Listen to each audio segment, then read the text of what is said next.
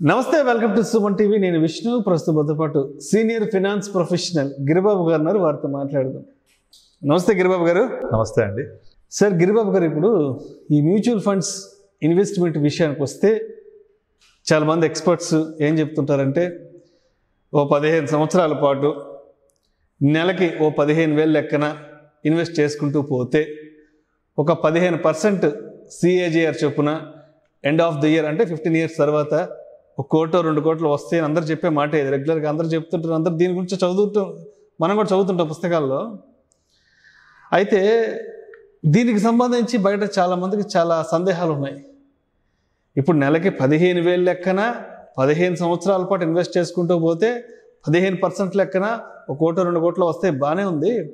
But end of the year అంటే మనం పెట్టిన డబ్బులు, ఆ రిటర్న్స్, పూర్తి ఫలాలు మన చేతికి వస్తాయి అనుకున్న ఆ టైంలో ఒకవేళ మార్కెట్ కనుక క్రాష్ అయితే మరి మనం వస్తాయి అనుకున్న ఆ డబ్బులంతా మన చేతికి వస్తాయి అంటారా? ఏంది అసలు పరిస్థితి? మన రిటర్న్స్కి గ్యారంటీ ఉందా అని చాలామంది అడుగుతుంటారు. మరి యాజ్ ఏ సీనియర్ ఎక్స్పర్ట్గా మీరు ఆల్మోస్ట్ ఒక 15-16 years నుంచి మార్కెట్లో ఉన్నారు కదా. సో ఇలాంటి క్వశ్చన్ అరైజ్ అయినప్పుడు దానికి అంటే ఎటువంటి సమాధానం చెప్పాలని ఉంటుంది మీకు? ఇది నేను అంటే వాళ్ళ ఈ క్వశ్చన్స్ చాలా సహజంగా అడుగుతుంటారండి.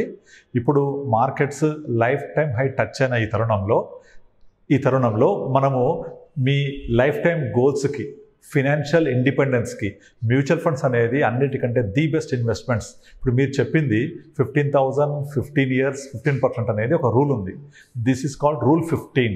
Rule 15 says that 15,000 investment per month. అలాగా 15 years కంటిన్యూ చేయాలి. అండ్ రేట్ ఆఫ్ రిటర్న్ వచ్చేసి 15% కనుక వస్తే, CAGR వస్తే 15,000 per month, 15 years period, 15% return per annum CAGR వస్తే the net output result will be exactly 1 crore. కనుక మీకు ఇంత మంచి ఇన్వెస్ట్మెంట్ మీకు ఎక్కడ అవైలబుల్ ఉండదు, ఇన్వెస్ట్ చేయండి అని చెప్పినప్పుడు వాళ్ళ దగ్గర నుంచి వచ్చే క్వశ్చన్ ఏంటంటే, ఓకే అంతా బాగుంది, మేము ఇన్వెస్ట్ చేస్తాము, కానీ మేము 15th yearకి వెళ్ళేప్పటికీ మార్కెట్ అంతా క్రాష్ అయిపోయి మాకు రావాల్సిన 1 కోటి రూపాయలు వస్తాయా? అప్పుడు మార్కెట్ కుప్పగూలిపోతే మా పరిస్థితి ఏంటి?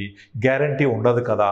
అందుకే మేము ట్రెడిషనల్ ప్రొడక్ట్స్ లాంటి బ్యాంక్ ఫిక్స్డ్ డిపాజిట్ లేకపోతే LIC వెళ్తూ ఉంటాము, అక్కడ గ్యారంటీ ఉంటుంది కదా అని చెప్తూ ఉంటారు. ఇది వాళ్ళు చెప్పేది కరెక్టే. అది అయితే ఇక్కడ మనం మిస్ అవుతున్న ఇంపార్టెంట్ పాయింట్ ఏంటి నేను మీకు చెప్తాను. ఫస్ట్ ఆఫ్ ఆల్ మనం మాట్లాడుతోంది మ్యూచువల్ ఫండ్స్ గురించి. మ్యూచువల్ ఫండ్స్కి స్టాక్ మార్కెట్కి అవినాభావ సంబంధం ఉంటుంది, ఇండైరెక్ట్గా సంబంధం ఉంటుంది, డైరెక్ట్గా సంబంధం ఉంటుంది. కానీ మనం మాట్లాడుతోంది మార్కెట్ క్రాష్ గురించి అంతా, స్టాక్ మార్కెట్ గురించి, క్రాష్ గురించి మాట్లాడుతున్నాం. అయితే ఇక్కడ మనం గమనించాల్సింది, గుర్తుపెట్టుకోవాల్సింది ఏంటంటే, స్టాక్ మార్కెట్ ఎంత క్రాష్ అయినా అందులో కొంత % మాత్రమే మ్యూచువల్ ఫండ్ ఎఫెక్ట్ ఉంటుంది తప్ప 100% స్టాక్ మార్కెట్ ఫాల్ మ్యూచువల్ ఫండ్స్కి రెప్లికా అవ్వదు. మీకు ఎట్లా చెప్పొచ్చు అంటే, example 2008 Lehman Brothers financial crisis జరిగినప్పుడు ఈ లాస్ట్ 2 decadesలో that is the biggest and deepest sharpest correction till now in the last 2 decades. మనం అదే మాట్లాడుకుందాం. ఆ 2 decadesలో వచ్చిన క్రాష్లో హయ్యెస్ట్ వచ్చేసి 2008 జనవరి నుంచి 2008 అక్టోబర్ 9th వరకు కంటిన్యూ అయింది ఈ ఫాల్ అనేది. మొత్తం ఫాల్ అయిన పర్సంటేజ్ వచ్చి 68%. ఎగ్జాక్ట్లీ. అంటే 100 రూపాయలు ఇన్వెస్ట్ చేస్తే స్టాక్ మార్కెట్లో అది దాని వాల్యూ 68% పడిపోయింది. అంటే దగ్గర 32,000 ఉంది, ₹1,00,000. ఇదేంటి? Stock market index value, not related to particular stock. కొన్ని స్టాక్స్ పెరిగినాయి కూడా ఉంటాయి, కొన్ని స్టాక్స్ తగ్గినాయి కూడా ఉంటాయి కదా. అదే టైంలో హీరో హోండా పెరిగింది, మీరు చూసుకోవచ్చు. So maximum stock market index level value fall. అది మీరు ఈ స్టాక్ మార్కెట్ ఫాల్ అయిపోతుంది కాబట్టి నా డబ్బులన్నీ పడిపోతాయి, నాకు రిటర్న్స్ రావు కదా అని అంటుంటారు. బట్ ఇది ఎగ్జాక్ట్లీ మ్యూచువల్ ఫండ్స్కి 100% వర్తించదు. మ్యూచువల్ ఫండ్స్ ఎంత పడ్డాయి? 68% ఏమో స్టాక్ మార్కెట్ ఫాలో అవుతాయి. మ్యూచువల్ ఫండ్స్ మ్యాక్సిమం పడింది 40%. మ్యాక్సిమం పడింది 40%. ఇది ఏంటి పడింది? Maximum risky funds, sectoral funds, small caps పడ్డాయి. ఆ ఫండ్స్ హయ్యెస్ట్ పడింది 40%. ఆ 40% పడితే ఇప్పుడు ఫర్ ఎగ్జాంపుల్ మనం ఎప్పుడు కూడా ఒకే ఫండ్లో ఇన్వెస్ట్ చేయము, ఒకే కేటగిరీలో ఇన్వెస్ట్ చేయము. మనం డైవర్సిఫై చేసుకుంటూ ఉంటాం. ఆ డైవర్సిఫై చేసుకోవడం వల్ల కొంత balance funds, large cap funds, multi cap funds, flexi cap funds, కొంచెం సెక్టోరల్ ఫండ్స్ పెట్టుకుంటే ఓవరాల్గా ద హయ్యెస్ట్ ఫండ్ 40% ఫాల్ అవుతాయి. ఇలా పోర్ట్ఫోలియో క్రియేట్ చేసుకుంటే ఆ ఫాల్ 25-30% ఉంటుంది. అయితే దీన్ని పర్సంటేజ్ చెప్దాం. ఇప్పుడు ఉదాహరణకి మీరు అన్నట్టుగా 15,000 15 years 15% చొప్పున 1 crore అయింది. ఓకే, సో ఈ 1 crore కూడా పోర్ట్ఫోలియో జనరేట్ చేయడానికి మనం డిఫరెంట్ కేటగిరీస్ పెట్టుకున్నాము. డిఫరెంట్ కేటగిరీస్ పెట్టుకొని డిఫరెంట్ కేటగిరీస్ అంటే multi, flexi, small cap, mid cap, ఒక బ్యాంకింగ్ సెక్టర్లు పెట్టుకొని ప్రాపర్గా పోర్ట్ఫోలియో కొంచెం బ్యాలెన్స్ అడ్వాంటేజ్మెంట్ పెట్టుకుంటే ఈ వీటి యొక్క యావరేజ్ ఆఫ్ ఫాల్ 25-30% మ్యాక్సిమం ఉంటుంది. యావరేజ్ ఫాల్ ఒక 20% ఉంటుంది. సరే, మీరు అన్నట్టుగా మార్కెట్ క్రాష్ అయింది, నా పోర్ట్ఫోలియో 20-25% పడింది అనుకుందాం. అంటే మీకు 1 crore వచ్చే బదులు 75 lakhs to 80 lakhs వచ్చింది. ఓకే, ఈ 80 lakhs అంటే ఎంత పర్సెంటేజ్ అనుకున్నారు? ఎగ్జాక్ట్లీ 12.9% వచ్చినట్టు. మీకు ఇంతకుముందు 15% చొప్పున 1 crore వస్తే మీకు 12.9% చొప్పున మీకు రేట్ ఆఫ్ రిటర్న్ వచ్చినట్టు. ఎప్పుడు మార్కెట్ మీరు అన్న విధంగా హైయెస్ట్ పడి మీ పోర్ట్ఫోలియోని అలొకేట్ చేసుకుంటే అయినా సరే 20% పడింది అనుకుంటే 1 crore బదులు 75 lakhs వచ్చింది. అంటే 75 lakhs అనేది ఎంత పర్సెంట్ వచ్చినట్టు? ఎగ్జాక్ట్లీ 75 to 80 అనుకుంటే 12.8 to 13% వచ్చినట్టు. 13% అనేది which is far better than the fixed deposit 6%, LIC 6% కంటే ఎక్కువ వచ్చినట్టే కదా. అంటే మార్కెట్ క్రాష్ అయినా కూడా ఎల్ఐసి లేదా traditional investments like fixed deposit లాంటి దాంట్లో వచ్చే 6% కంటే డబల్ వచ్చినట్టే. అంటే మీకు 12% కనుక వస్తే 12% కనుక వస్తే మీకు ఇన్స్టెడ్ ఆఫ్ 1 crore 80 lakhs వరకు వస్తుంది. సరే, మరి 12% వచ్చింది అనుకుందాం, అక్కడ నుంచి పడితే ఓకే పడింది అనుకుందాం. మళ్ళీ 12% CAGR వచ్చింది, 80 lakhs వచ్చింది, అందులో 20% పడింది అనుకుందాం. అంటే మీకు అట్లీస్ట్ 66 lakhs దగ్గర వర్కౌట్ అవుతుంది. అంటే 66 lakhs అంటే కూడా మీకు ఎబో 10% వచ్చినట్టే. ఎప్పుడు మార్కెట్ బాగా క్రాష్ అయితే అంటే అది ఒకేసారి జరిగింది కరెక్షన్, మన రిసెషన్ టైంలో అప్పుడు 68% పడ్డప్పుడు. సెకండ్ కరెక్షన్ చూద్దాం ఇంకొకటి, కోవిడ్ టైంలో మార్కెట్ పడింది. ఎప్పుడు 2020 మార్చ్లో పడింది. వితిన్ 1 monthలో 38% పడింది. 38% పడితే exactly mutual funds highest fall జరిగింది. సెక్టరల్ ఫండ్స్ 25, యావరేజ్గా బ్యాలెన్స్ అడ్వాంటేజ్ ఫండ్స్ అన్నీ కూడా 10% 12% పడ్డాయి. చూడండి ఎంత వేరియేషన్ వచ్చేసిందో. ఫస్ట్లో మార్కెట్ 68% పడితే మ్యూచువల్ ఫండ్స్ 38-35 వచ్చాయి. ఈ మన కోవిడ్ వచ్చేప్పటికి మార్కెట్ 38% పడితే మ్యూచువల్ ఫండ్స్ అన్నీ కూడా సెక్టరల్ ఫండ్స్, రిస్కీ ఫండ్స్ 18%కి వచ్చాయి.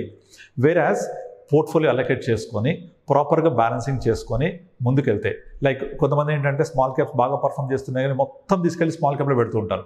That is wrong. అలా కాకుండా ప్రాపర్ అలొకేషన్ చేసుకుంటే దో మార్కెట్ 38% పడ్డప్పటికీ మీ టోటల్ పోర్ట్ఫోలియో పడింది హార్డ్లీ 12-15% నుంచి ఉండదు. ఇది అయిపోయిందా? మీరు మళ్ళీ సెకండ్ గమనించండి. ఇప్పుడు కోవిడ్ టైంలో పడ్డ ఫాల్ తర్వాత రైజ్ ఎలా జరిగింది, రెసెషన్ టైంలో పడ్డ తర్వాత ఫాల్కి రైజ్ ఎలా జరిగింది. 2009-8 కరెక్షన్ జరిగినప్పుడు రైజ్ అవ్వడానికి మళ్ళీ పాత లెవెల్ రావడానికి 4 years పట్టింది. కానీ 2020లో వితిన్ 6 monthsలో మళ్ళీ మొత్తం రికవరీ అయిపోయి పాత లెవెల్ దగ్గర వచ్చేసింది. మార్చిలో 25,000 చూసాము, బై అక్టోబర్ నవంబర్ వరకు మళ్ళీ 40,000 బ్యాక్ వచ్చేసాము. అంటే ఎంత పడ్డా కూడా ఆ ఫాల్ అనేది ఇమీడియట్లీ రికవరీ మోడ్లో వీ షేప్ రికవరీ వచ్చేస్తుంది. కనుక మనము తీసుకునే టైంలో పడ్డా కూడా ఇమీడియట్ వరీ అవ్వాల్సిన అవసరం లేదు. కొంచెం మన గోల్ని ఎక్స్టెండ్ చేసుకుంటే ఆటోమేటిక్గా రికవర్ అయిపోతుంది. లేదా రెండోది, మేమేం చేస్తామంటే ఈ ప్రాబ్లమ్ ఓవర్కమ్ అవ్వడానికి ఏ కస్టమర్కి కూడా టోటల్ పోర్ట్ఫోలియో ఒక కేటగిరీ ఒక సెక్టార్లో ఇన్వెస్ట్ చేయము. We will spread it like different categories, different funds, different risk level ఉన్న ఫండ్స్కి స్ప్రెడ్ చేస్తాము. అలా స్ప్రెడ్ చేయడం వల్ల రిస్క్ మిటిగేట్ అయిపోతుంది. సో 100% మార్కెట్ ఫాల్ మన దగ్గర కనిపించదు. అన్నిటికంటే ముఖ్యంగా ఏం చేస్తాము, ఇప్పుడు సపోజ్ మీ గోల్ రీచ్ అవుతున్నాం, ఒక 6 monthsలో మనకు రిక్వైర్మెంట్ ఉందనుకోండి, ముందు నుంచే మనం నెమ్మదిగా పోర్ట్ఫోలియోని డైల్యూట్ చేసేస్తూ ఉంటాం. అంటే ఈక్విటీ నుంచి బ్యాలెన్స్ ఫండ్స్లోకి, బ్యాలెన్స్ నుంచి equity savings category, equity savings నుంచి ఫుల్ డెట్ కేటగిరీకి మూవ్ చేస్తుంటాం మేము. అలా మూవ్ చేయడం వల్ల ఏమవుతుందంటే మన గోల్ రీచ్ అయ్యేప్పటి వరకల్లా మన పోర్ట్ఫోలియో అంతా కూడా రెడీగా ఉంటుంది. ఇదంతా మనము ఎంత యాక్టివ్గా మన పోర్ట్ఫోలియోని మేనేజ్ చేసుకున్న దాన్ని బట్టి ఈ వచ్చే ఉపద్రవాన్ని మనం ఎదుర్కోవచ్చు. అంతేగాని మార్కెట్ పడిపోయింది, నా డబ్బులు పడిపోయినాయి, నాకు అంత రిటర్న్ వస్తుంది అనుకున్నా, సడన్గా తీసే టైంలో పడిపోయింది, నాకు 60% మార్కెట్ పడింది, నా డబ్బులు కూడా 60% పడిపోతాయంటే జరగదు. మీరు ఏం చేయకపోయినా మార్కెట్ 60% పడితే మ్యూచువల్ ఫండ్స్ 35% పడతాయి మ్యాక్సిమం. అది ఒకప్పుడు. ఇప్పుడు లేటెస్ట్ ట్రెండ్స్ తీసుకుంటే ఇప్పటిదాకా హిస్టారికల్గా యావరేజ్గా ఒక రెసెషన్ టైంలో తప్పిస్తే ఎప్పుడు కూడా 40% నుంచి పడలేదు మార్కెట్. సో 40% హైయెస్ట్ ఫాల్ జరిగితే కూడా మ్యూచువల్ ఫండ్స్ 20-25% నుంచి పడవు. దాన్ని కూడా మనం ఎదుర్కోవచ్చు by creating a proper portfolio allocation, different segments, different categories. అలా చేసుకొని రిస్క్ని తగ్గించుకోవచ్చు, ఫాల్ పర్సంటేజ్ని తగ్గించుకోవచ్చు. రెండోది, గోల్కి రీచ్ అవుతున్నప్పుడు ముందుగానే పోర్ట్ఫోలియోని డైల్యూట్ చేసుకొని మన గోల్ రీచ్ అయ్యేటప్పుడు మొత్తం అనుకున్న విధంగా డబ్బులు వచ్చేలాగా ప్లాన్ చేసుకోవచ్చు. నెంబర్ 3, ఎప్పుడు కూడా ఒకే ఫండ్, ఒకే కేటగిరీ 80% మార్కెట్లో రన్ అవ్వదు. Market always cyclical. మీరు గత 20 years తీసుకుంటే మొదట్లో ఐటీ, తర్వాత ఇన్ఫ్రా, తర్వాత ఎఫ్ఎంసీజీ, బ్యాంకింగ్, ఫార్మా ఇలా మారుతూ ఉంటుంది. ఈ సిక్లికల్ ప్రకారంగా మార్కెట్ ఎట్లా మూవ్ అవుతుంటుందో దాని ప్రకారంగా మనం కూడా ఒక 2-3 years తర్వాత ఒక కేటగిరీ ఇది రన్ బాగా అయిపోయింది, ఇంకా పర్ఫామ్ చేయట్లేదు అనుకున్నప్పుడు దాన్ని మనం రివ్యూ చేసుకొని ఎక్కడైతే ప్రాఫిట్స్ బాగా వచ్చాయో దాన్ని చేంజ్ చేసుకుంటూ ముందుకెళ్తూ ఉంటే మన యొక్క CAGR, ఈ కాంపౌండెడ్ యాన్యువల్ గ్రోత్ రేట్ కాపాడుకోవచ్చు. ప్రాపర్ రివ్యూ చేసుకుంటూ పోర్ట్ఫోలియోని రీబ్యాలెన్స్ చేసుకుంటూ ముందుకెళ్ళొచ్చు. కనుక మార్కెట్ ఎంత క్రాష్ అయినా ఎట్లాంటి పరిస్థితుల్లో కూడా మనము మన 15% కంటే ఎబోవ్ రిటర్న్స్ వచ్చేలాగా ప్లాన్ చేసుకోవచ్చు. Minimum over a period of time 12-15% return వచ్చింది అంటే సూపర్ రిటర్న్, దాన్ని హ్యాపీగా ఎర్న్ చేయొచ్చు. కనుక ఇలా ప్లాన్ చేసుకుంటూ వెళ్తే ఎట్లా మార్కెట్ ఫాల్ అయినా కూడా మనకి వచ్చే ఇంపాక్ట్ ఏం పెద్దగా ఉండదు when we reach the goal.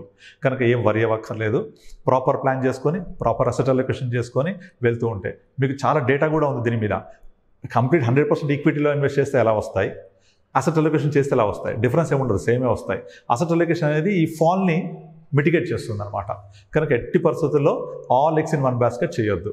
Different బాస్కెట్స్కి స్ప్రెడ్ చేసి అసెట్ అలొకేట్ చేసుకోవాలి, ప్రాపర్ రీబ్యాలెన్సింగ్ చేసుకోవాలి ఎప్పటికప్పుడు, so that we can overcome the market fall also in future. So మొత్తానికి end of the year, end of the day market fall అయినా, అంటే మన goal reach అవ్వడానికి ఉన్నటువంటి ఆ టైంలో కూడా మార్కెట్ ఫాల్ అయినా మ్యూచువల్ ఫండ్స్ విషయానికి వస్తే పెద్దగా నష్టపోయేది అయితే ఏముండదు. ఇక్కడ ఏమవుతుందంటే జనాలు స్టాక్ మార్కెట్ని చూసి మార్కెట్ పడితే నా ఫండ్స్ పడతాయా అనుకుంటారు. జరగదు అది. ఫండ్ మేనేజర్ ఎప్పుడు కూడా ఆల్ఫా జనరేట్ చేయని ట్రై చేస్తుంటాడు. మార్కెట్ 10% పడితే మ్యూచువల్ ఫండ్స్ 5% పడతాయి. మార్కెట్ 10% పెరిగితే మ్యూచువల్ ఫండ్స్ 12% పైన పెరగడానికి స్కోప్ ఉంటుంది. అట్లా అంటే down side protection, up side potential. So అలా చేస్తారు కాబట్టే మార్కెట్ పడింది అంటే నా ఫండ్స్ అన్నీ అదే రేంజ్లో పడ్డట్టు కాదు. పడడం తక్కువ అవుతుంది, పెరగడం ఎక్కువ పెరుగుతుంది. That is what the fund manager will do, the adviser alpha will generate. Thank you sir. Thank you so much Giribabu గారు. థ్యాంక్ యూ అండి.